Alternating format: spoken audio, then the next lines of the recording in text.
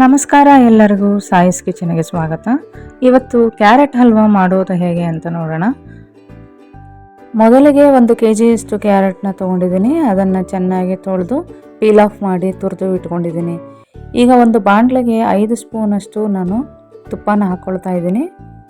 ಅದು ಕಾದಾದ ನಂತರ ಅದಕ್ಕೆ ನಾನು ದ್ರಾಕ್ಷಿ, ಬಾದಾಮಿ, ಗೋಡಂಬಿನ ಹಾಕಿ ಹುರ್ಕೊಳ್ತಾ ಇದ್ದೀನಿ. ಬಾದಾಮಿನ ನಾನು ಚೂರಾಗಿ ಮಾಡಿ ಇಟ್ಕೊಂಡಿದ್ದೀನಿ. ಹಾಗೆ ಗೋಡಂಬಿ ಕೂಡ ಬಿಸಿಯಾದ ತುಪ್ಪಕ್ಕೆ ನಾವು ಇದನ್ನು ಹಾಕಿ ಕಂದು ಬಣ್ಣ ಬರೋ ತನಕ ಹುರ್ಕೋಬೇಕಾಗುತ್ತೆ. ಇದು ಕಂದು ಬಂದಿದೆ. ಈಗ ಇದನ್ನು ಒಂದು ಕಡೆ ತೆಗೆದಿಟ್ಕೊಳ್ತಾ ಇದ್ದೀನಿ. ಹಾಗೆ ಇದಕ್ಕೆ ದ್ರಾಕ್ಷಿ ಹಾಕಿಬಿಟ್ಟು ಅದು ಕೂಡ ಅಷ್ಟೇ ಹುರ್ಕೊಂಡು ತೆಗೆದಿಟ್ಕೊಳ್ತಾ ಇದ್ದೀನಿ. ಈಗ ಅದೇ ತುಪ್ಪಕ್ಕೆ ನಾನು ಒಂದು 2 ಬೌಲ್ನಷ್ಟು ನಾನು ಕ್ಯಾರೆಟ್ ತುರಿನ ಹಾಕ್ತಾ ಇದ್ದೀನಿ. ಒಂದು 5 ನಿಮಿಷ ಇದನ್ನು ತುಪ್ಪದಲ್ಲಿ ಹುರ್ಕೋಬೇಕಾಗತ್ತೆ. ಅದಾದ ನಂತರ ಇದಕ್ಕೆ ಒಂದು 3/4 ಕಪ್ನಷ್ಟು ನಾನು ಹಾಲನ್ನ ಸೇರಿಸ್ತಾ ಇದ್ದೀನಿ. ಇದಕ್ಕೆ ಅರ್ಧ ಕಪ್ಪು ಹಾಕ್ಬೋದು ಅಥವಾ 3/4 ಕಪ್ನೂ ಕೂಡ ಹಾಕ್ಬೋದು. ಇದು ಚೆನ್ನಾಗಿ ಬೇಯಬೇಕು. ಹಾಲಿಲ್ಲ ಅಂತ ಅಂದರೆ ನೀರಿನಲ್ಲಿ ಕೂಡ ಬೇಯಿಸ್ಕೋಬೋದು, ಆದರೆ ಹಾಲಿನಲ್ಲೇ ಬೇಯಿಸ್ಕೊಂಡ್ರೆ ರುಚಿ ಚೆನ್ನಾಗಿರುತ್ತೆ. ಇದು ಕುದಿತಾ ಹಾಲೆಲ್ಲ ಇಂಗ್ಲಿಕ್ಕೆ ಶುರು ಆಗುತ್ತೆ. ಇದನ್ನು ಮುಚ್ಚಿಟ್ಟು ಬೇಯಿಸ್ಕೋಬೇಕಾಗತ್ತೆ. ಆವಾಗ ಇದನ್ನು ಕೆದಕ್ತಾ ಇರಬೇಕು.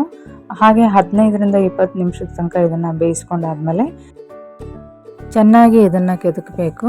15ರಿಂದ 20 ನಿಮಿಷ ಬೇಯಿಸ್ಕೋಬೇಕಾಗತ್ತೆ ಮುಚ್ಚಿ. ಆವಾಗ ಕೆದಕ್ತಾ ಇರಬೇಕು. ಈಗ ನೋಡಿ ಹಾಲೆಲ್ಲ ಹಿಂಗಿದೆ. 3/4 ಕಪ್ಪು ಸಕ್ಕರೆನ ಸೇರಿಸ್ಕೊಳ್ತಾ ಇದ್ದೀನಿ ನಾನು. ಇಲ್ಲಿ 2 ಲೋಟಕ್ಕೆ 1 ಬೌಲ್ನಂತೆ ಹಾಕ್ಕೋಬೋದು. ನಾನು ಒಂದು ಸ್ವಲ್ಪ ಕಡಿಮೆ ಸಕ್ಕರೆ ಹಾಕ್ಕೊಳ್ತಾ ಇದ್ದೀನಿ.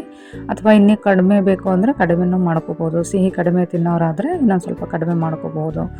ಸಕ್ಕರೆ ಹಾಕಿದ ತಕ್ಷಣ ಕರಗ್ಲಿಕ್ಕೆ ಶುರು ಆಗುತ್ತೆ. ಹಾಗೆ ನೀರು ಬಿಟ್ಕೊಳ್ಳುತ್ತೆ.